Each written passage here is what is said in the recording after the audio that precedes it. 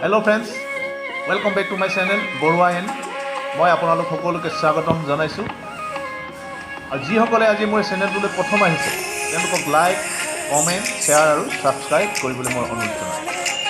মই আজি আপোনালোকক লৈ আহিছো শিৱসাগৰ জিলাৰ বকতা মৌজাৰ পাৰিজাত জাতীয় বিদ্যাপীঠত অনুষ্ঠিত ৰূপালী জয়ন্তী বৰ্ষৰ সামৰণি অনুষ্ঠান। আৰু এই সামৰণি অনুষ্ঠানতে বিভিন্ন কাৰ্যসূচী অনুষ্ঠিত হৈছে, গ্ৰন্থমেলা হৈছে, গ্ৰন্থ বিষয়ক আলোচনা হৈছে, বহু ধৰণৰ সাংস্কৃতিক অনুষ্ঠানো হৈছে। কিন্তু মই আজি বিশেষভাৱে এই ব্লগটোত আনিছোঁ বিজ্ঞান শিক্ষাৰ ওপৰত এটা ব্লগ। আৰু ইয়াতেই বিজ্ঞানৰ এক প্ৰদৰ্শনী আয়োজন হৈছিল আৰু এই প্ৰদৰ্শনীত অংশগ্ৰহণ কৰিছিল নাজিৰা বালিঘাটত অৱস্থিত হেড একাডেমী নামৰ এটা বৰ্তমান এখন ছিনিয়ৰ ছেকেণ্ডেৰী বুলি ক'ব পাৰি।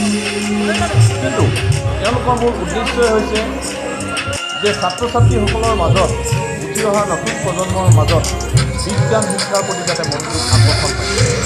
আৰু এই সম্পৰ্কত মই আপোনালোকক এই প্ৰদৰ্শনীৰ মাজলৈ লৈ যাব বিচাৰিছোঁ।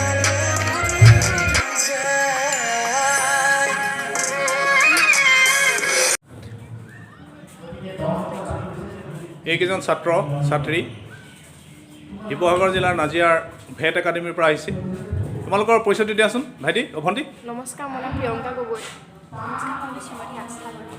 নমস্কাৰ, মোৰ নাম শ্ৰীমতী প্ৰিয়া মোহন। নমস্কাৰ, মোৰ নাম শ্ৰী শ্যামল বৰগোহাঁই। দিয়াচোন চাওঁ, মোক বুজাই দিব লাগিব দেই। খুব সুন্দৰ প্ৰদৰ্শনী।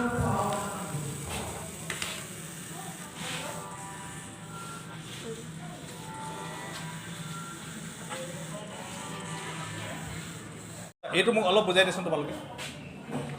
এইখন হৈছে অবষ্টেকল ট্ৰেকিং ৰবটিক কাৰ। অবষ্টেকল ট্ৰেকিং ৰবটিং কাৰ। আচ্ছা, এই কাৰখন যেতিয়া চলি যায়, আগত যদি কিবা পায়, অবষ্টেকল পায়, তেতিয়া কাৰখন ৰখি ব্ৰেক হৈ বেলেগ ডাইৰেকশ্যনলৈ চেঞ্জ হয়। অঁ, এইটো নিজে চেঞ্জ হৈ যাব। নিজে নিজে চেঞ্জ হৈ যাব। আচ্ছা, এইটো সাধাৰণতে ক'ত ব্যৱহাৰ হ'ব? যদি মানে কাৰ্ছবিলাকত ব্যৱহাৰ সাধাৰণতে মডাৰ্ণ কাৰ্ছবিলাকত এতিয়া ব্যৱহাৰ হৈ আছে, যেনে টেছলা, হয়, BMW এইবিলাকত। অঁ, এইটো ব্যৱহাৰ হৈছে ন? আচ্ছা আচ্ছা। আৰু তোমালোকে ভৱিষ্যতৰ পৰিকল্পনা কি কৰিছা? নিজে ইমান সুন্দৰ সুন্দৰ মডেল বনাইছা, নিশ্চয়তো ভৱিষ্যতৰ পৰিকল্পনা এটা আছে ছাত্ৰ জীৱনৰ শেষত। কোৱাচোন। ছফ্টৱেৰ ইঞ্জিনিয়াৰিং হোৱাৰ ইচ্ছা আছে। ছফ্টৱেৰ ইঞ্জিনিয়াৰিং হোৱাৰ ইচ্ছা আছে। তোমাৰ? মোৰ ডক্টৰ হোৱাৰ ইচ্ছা আছে। মই ইঞ্জিনিয়াৰ হ'ব বিচাৰোঁ। মই এজন মেথমেটিচিয়ান হ'ব বিচাৰোঁ। এতিয়া এইখনৰ বিষয়ে কোৱাচোন। এইখন হৈছে ছাইড ট্ৰেকিং ৰবটিক কাৰ। এইখন হৈছে ছাইড ট্ৰেকিং। আচ্ছা, অঁ, যেতিয়া আগত কিবা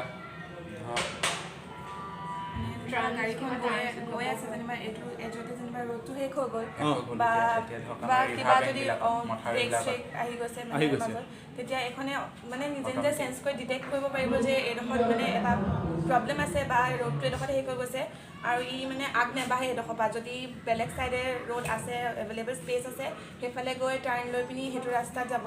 মানে ইনশ্বৰ্ট যদি ৰাস্তাই চাস্তাই ব্ৰেকেজ হয় বা ডেমেজ হয়, তেতিয়া মানে কাৰ এক্সিডেণ্টবিলাক এভইড কৰিব পাৰি এইবিলাক প্ৰচেছ ইউজ কৰি লৈ পিনি।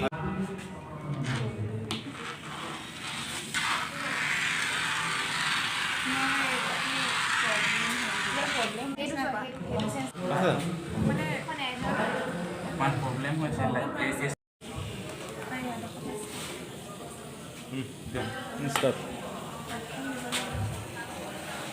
ডাবল চেঞ্চাৰ লাগি আছে।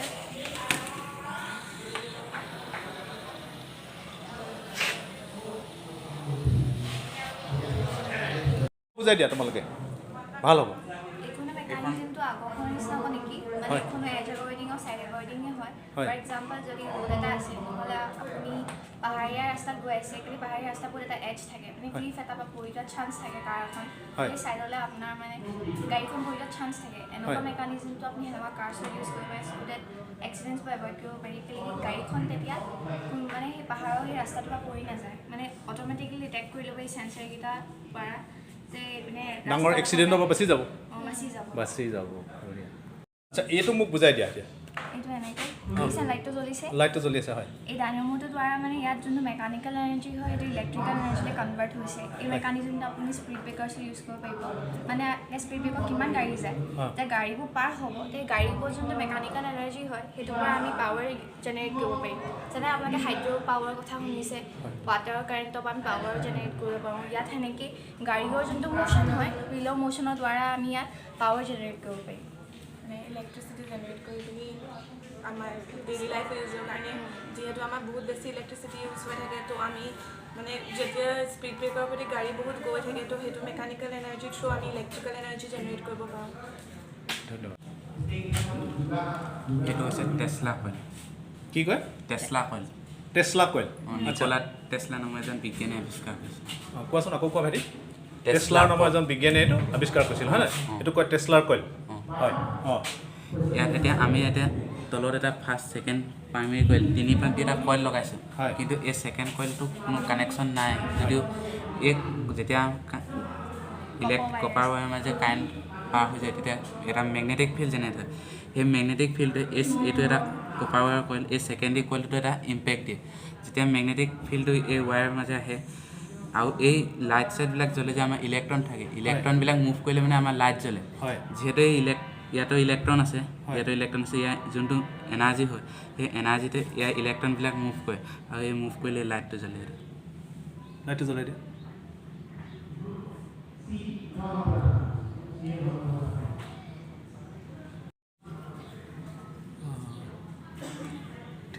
আমাৰ কিছুমান জেগাত লাইট ট্ৰেন্সমিশ্যনৰ কাৰণে ইলেক্ট্ৰিচিটি ট্ৰেন্সমিশ্যনৰ কাৰণে বহুত দিগদাৰ দিয়ে ধৰক ৰিম'ট এৰিয়া দলং চলংবিলাকত টেকন'লজি ব্যৱহাৰ কৰি তেতিয়া এই লাইটিংটো পাম ন লাইটিং নহয় জানো কনজাৰ্ভেশ্যন অফ এনাৰ্জি কম কাৰেণ্টতে আমি কেইবাটাও কাম কৰিব বেটেৰীটো খুলি আকৌ লগাই দিব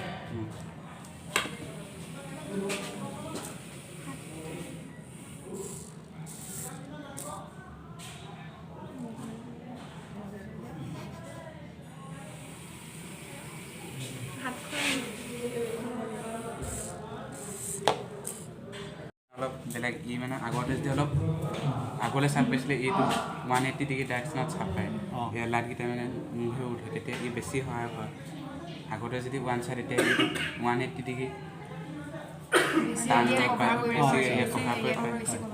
better safety features safety features এইটো বেছি ছেফটি ফিচাৰ্ছ আছে মানে যিহেতু এইটো ৰ'টেট কৰিব পাৰে আৰু চব চাইডে লেফ্ট ৰাইট চব চাইডে চাব পাৰিব অবষ্টেকল থাকিলে ইটোতো ষ্ট্ৰেইট অবষ্টেকলবিলাক আকৌ চাব পাৰিছিলে এইটো অলপ এডভান্স টেকন'লজি এইটো আমি এতিয়া ইয়াত দেখিলোঁ নাজিৰা ভেট একাডেমীৰ বিজ্ঞানৰ ছাত্ৰ ছাত্ৰীসকলৰ বিজ্ঞানৰ যাদু আৰু এই বিজ্ঞানৰ যাদু সঁচা অৰ্থত আমি উঠি অহা যিসকল ছাত্ৰ ছাত্ৰী এতিয়া ক্লাছ 9, 10 বা তেওঁলোকে যিসকলে এতিয়া ক্লাছ স্কুললৈ গৈ আছে তেওঁলোকৰ কাৰণে কিন্তু এটা খুব সুন্দৰ বাৰ্তা প্ৰেৰণ কৰিছে গতিকে এই সম্পৰ্কত মই নাজিৰা ভেট একাডেমীৰ ভীষ্ম হাজৰিকা ছাৰ যিহেতু তেখেতে গাইড হিচাপে আহিছে গতিকে তেওঁলোকে কিয় এনেধৰণৰ পদক্ষেপ গ্ৰহণ কৰিলে আৰু এইখিনিতে মই এটা উল্লেখ কৰোঁ ভীষ্ম হাজৰিকা ইতিমধ্যে বহু অঞ্চলত ছাত্ৰ ছাত্ৰীসকলৰ সুবিধাৰ্থে পঢ়া শুনাৰ সুবিধাৰ্থে বিজ্ঞান অংক আদিৰ প্ৰতি মনোযোগ আকৰ্ষণ কৰিবৰ কাৰণে বিভিন্ন ধৰণৰ কৰ্মশালা অনুষ্ঠিত কৰি আহিছে গতিকে এই সম্পৰ্কত তেওঁৰ লগত আজি বিশেষ প্ৰগ্ৰেমটোৰ ওপৰত তেওঁৰ লগত মই কিছু কথা আলোচনা কৰিম আৰু এই কথাখিনি মই আপোনালোকলৈ আগবঢ়াই দিছোঁ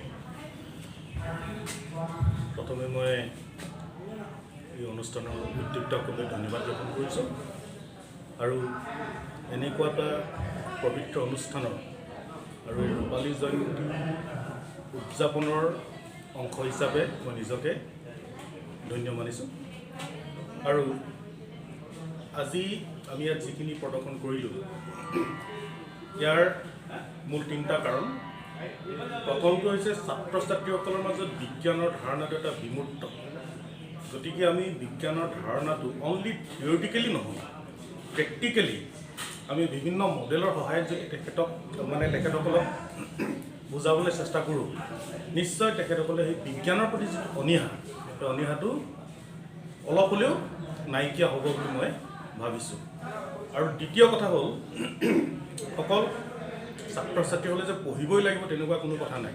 আজি মোৰ লগত যিকেইজন ছাত্ৰ ছাত্ৰী আছে তেখেতসকলক মই সদায় এটা কথা কওঁ, আৰু মই বাকী ছাত্ৰ ছাত্ৰীসকলকো মই এটা কথা কৈছোঁ, আমি পঢ়া শুনা কৰাৰ লগতে সামাজিক দায়বদ্ধতাৰ যিটো মানসিকতা আমি সেইটো বিকাশ কৰিব লাগিব। আজি ছাত্ৰ ছাত্ৰীয়ে পঢ়ি থাকোঁতে শিকিব লাগিব যে আমি সমাজৰ কাৰণে কি ভাল কাম কৰিব, আমি সমাজক নিজে জনাখিনি দিব পাৰিছোঁ নে নাই পৰা। আৰু প্ৰকৃতাৰ্থত আমি শিক্ষিত মানুহৰ অৰ্থ সেইটোৱেই যে আমি নিজৰ শিক্ষা আনৰ আগত মানে কিমান বিলাই দিব পাৰিছোঁ। গতিকে সেইটো ধাৰণা লৈয়ে গতিকে এই বিজ্ঞানৰ যি জনপ্ৰিয়কৰণ তথা ছাত্ৰ ছাত্ৰীৰ সামাজিক যি দায়বদ্ধতা তাক বিকাশ কৰিবলৈ এটা ক্ষুদ্ৰ প্ৰয়াস কৰিছোঁ। আৰু তৃতীয় কথাটো হৈছে কি, যিহেতু এই অনুষ্ঠানটোৰ আজি ৰূপালী জয়ন্তী বৰ্ষ, আমিও এটা শিক্ষানুষ্ঠানৰ লগত জড়িত, আৰু প্ৰত্যেকটো শিক্ষানুষ্ঠানৰ এটা সহযোগিতাতহে এখন সমাজ বিকাশ হয়।